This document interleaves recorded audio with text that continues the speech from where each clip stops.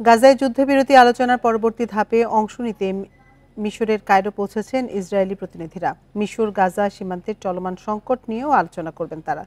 এদিকে ইসরায়েলের বিরুদ্ধে মিশর গাজা সীমান্তের ফিলাডেলফি করিডোরে আন্তর্জাতিক বাহিনী মোতায়েনের পরিকল্পনা করার অভিযোগ উঠেছে। তবে এ অভিযোগ অস্বীকার করেছেন ইসরায়েলি প্রধানমন্ত্রী। এদিকে গাজার দেইর আল বালাহ ও খান ইউনুসে বিমান হামলায় অন্তত ৪৭ ফিলিস্তিনি নিহত হয়েছে।